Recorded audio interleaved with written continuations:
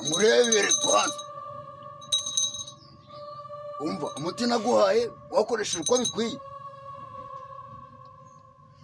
ukaramuka utarawukoresheje nk'uko nagutegetse zishima afite umuntu ugiye kuzamusengera yaramuka amusengeye akaramuka akize ibyo uzabona ntuzabimbaza urwunyumva ukuntu umuntu abiherezaga umuti bikagenda bigatumbuka amazuru gusa wasanga narawuguhakaje kuba byagirana mu nzu ndi kureba ngasanga utarawukoresheje nk'uko nari nagutegetse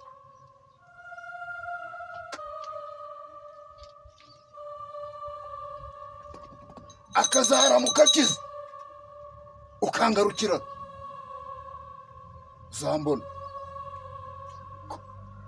anaguhere gwa mutisi wabonye hari ico gwagiye gura kumarira umugabo ntiwabonye ari guhinduka nkurikije uko nabibonye umugabo nawe ari ukumbona gusa umugore we ntabwo yigeze ambona kubera ko nari nahindutse waraje mu buzima bwanjye unsezeranya ko uzambera umugabo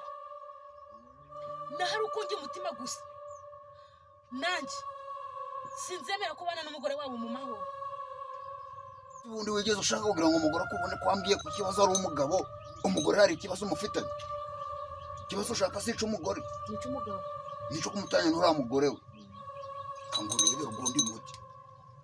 kawubahereza neza kujya washasha barakubona akagutinya